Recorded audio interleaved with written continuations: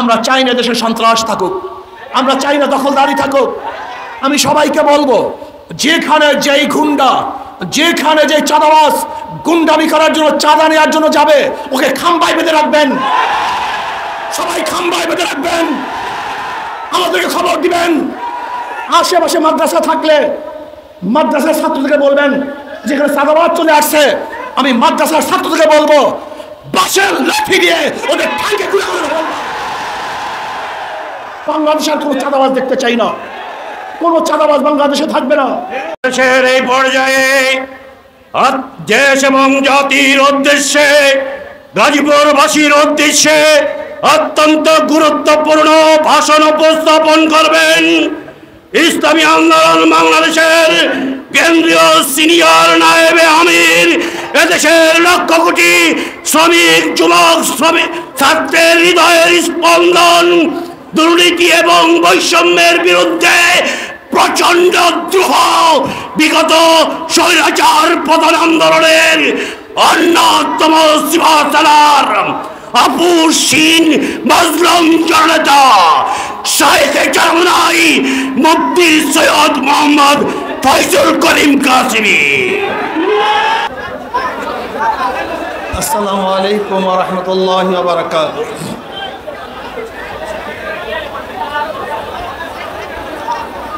নাহমাদু ওয়া সাল্লি আলা রাসূলিল কারীম, আম্মা বাদ। ফাউযু বিল্লাহি মিনাশ শাইতানির রাজীম। বিসমিল্লাহির রহমানির রহিম। ওয়া মা আরসালনাকা ইল্লা রাহমাতাল লিল আলামিন। সাদাকাল্লাহুল আলিয়্যুল আযীম। সবাই পড়েন সাল্লাল্লাহু আলাইহি ওয়াসাল্লাম।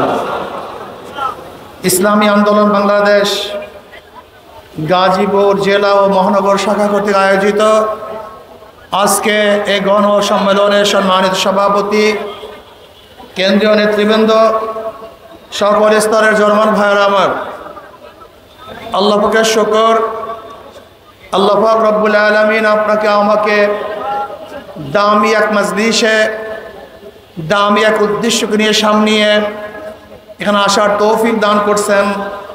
এর জন্য শুকরিয়া দান আমরা সবাই বলি আলহামদুলিল্লাহ। ইসলামী আন্দোলন বাংলাদেশ কি ও কেন, এই সম্পর্কে কম বেশি আমরা সবাই জানি।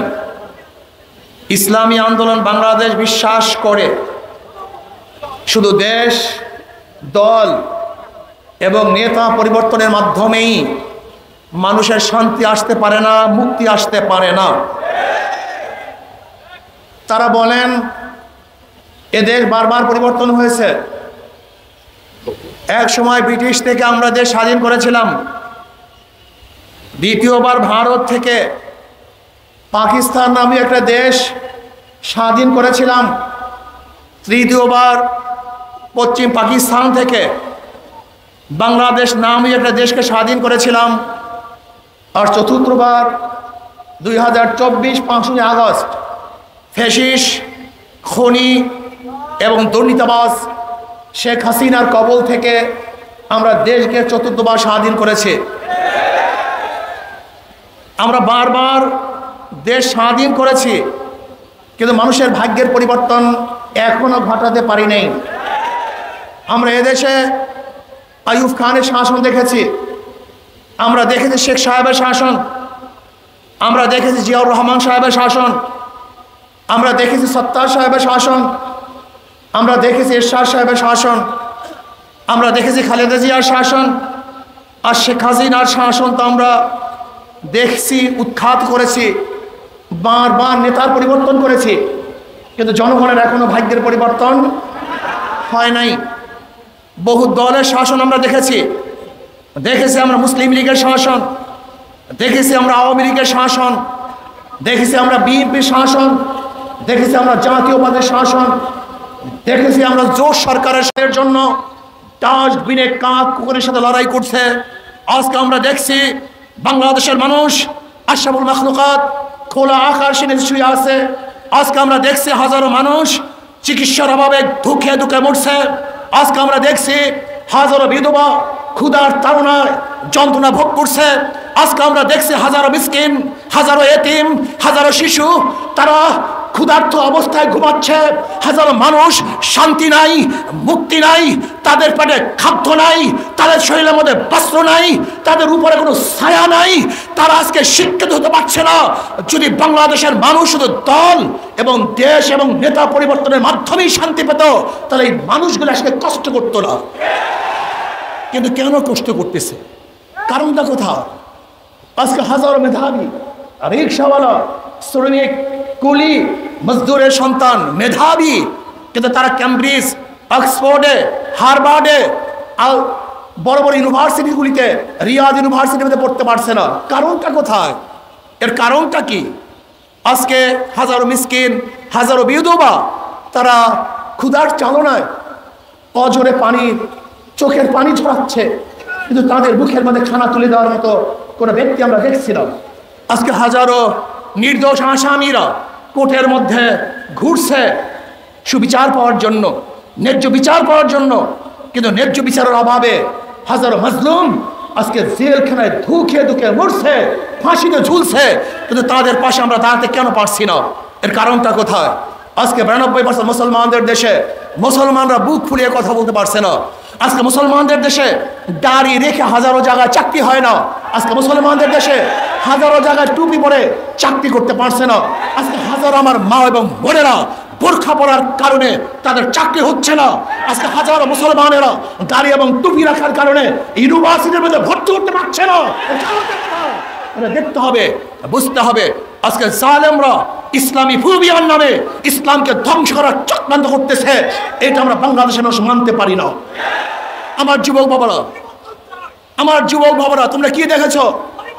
এই 5ই আগস্টের পরে যে বৈষম্য বিরোধী আন্দোলন করেছিলাম, সংগ্রাম করেছিলাম, মানুষকে মুক্তি দেব, মানুষের কল্যাণ করব, সেই সমস্ত নির্যাতিত মানুষের মুখের মধ্যে হাসি ফুটাবো।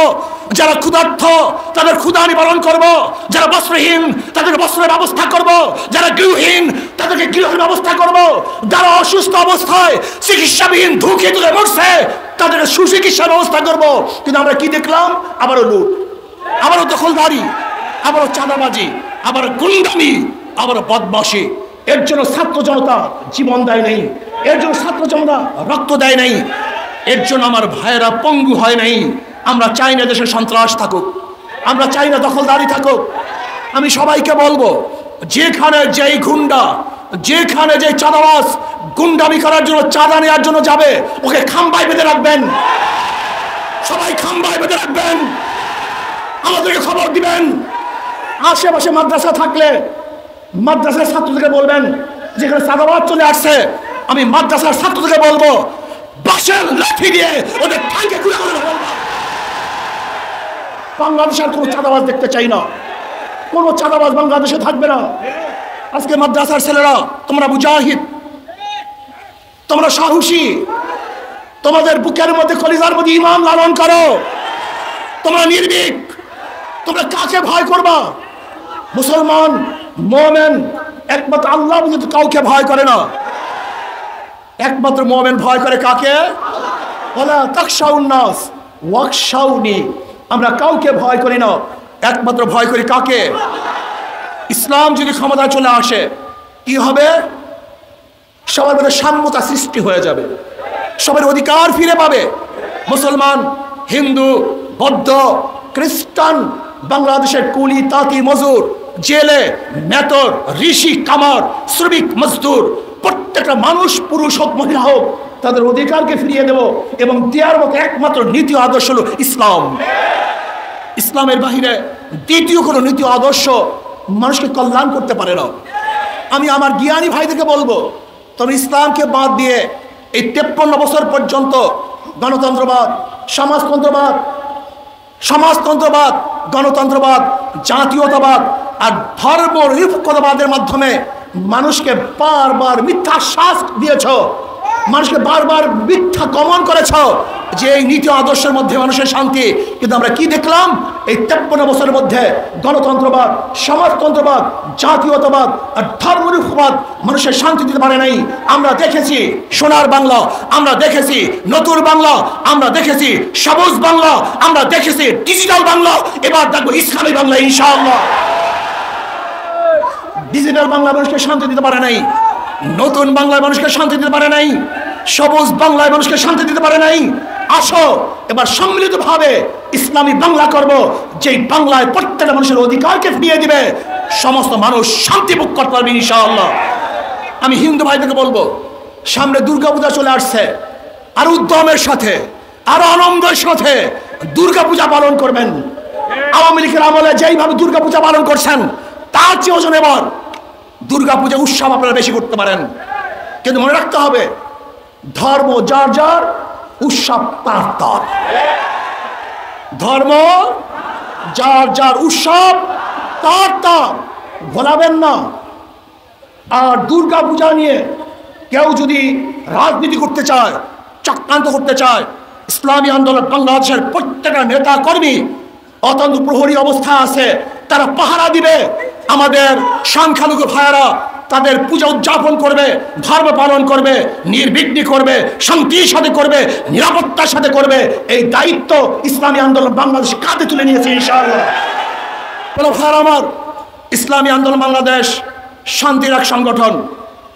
অনেক মানুষই আছেন ভদ্র, যোগ্যতা সম্পন্ন, জ্ঞানী, গুণী, কিন্তু তারা রাজনীতিতে আসে না কেন?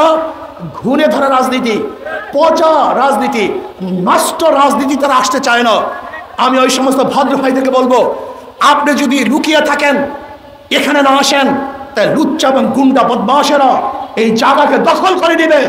এজন্য আসুন, যারা ভালো, ভদ্র, জ্ঞানী, আপনারা এই ময়দানে আসলে কোনো বদমাশরা এখানে থাকতে পারবে না, পালাতে বাধ্য হবে ইনশাআল্লাহ। এই জন্য সবাইকে অনুরোধ করবো, আসুন ভদ্র মানুষগুলি, যারা হিরুক তুল্য, মানিক তুল্য, মুক্তা তুল্য, আর নাসু মাআদিনু কামাআদিন যাহাবি আল ফুদ্দা, খেয়ালুম ফিল জাহিরাতে খেয়ালুম ফিল ইসলাম ইজা ফাকিহু, যারা বিশাল বিশাল জ্ঞানের ভান্ডার নিয়ে বসে আছেন, আদর্শ নিয়ে বসে আছেন। আমরা চাই ইসলামী আন্দোলনের পতাকা ঐক্যবদ্ধ হয়ে একসাথে এই দেশটাকে গড়ব, এই জাতিকে গড়ব। ইসলাম, দেশ এবং মানবতার জন্যই ইসলামী আন্দোলন বাংলাদেশ রাজনীতি করে এই ছায়াতলে সবাইকে ঐক্যবদ্ধভাবে আসার অনুরোধ রেখে জালেম মুক্ত এক দেশ গড়ার জন্য, যেখানে থাকবে না কোনো বৈষম্য, সেই বৈষম্যহীন এক দেশ গড়ার জন্য আপনাদের সবাইকে দাওয়াত রেখে, উদাত্ত আহ্বান রেখে আজকের বক্তৃতা এখানেই শেষ করছি। আল্লাহ হাফেজ।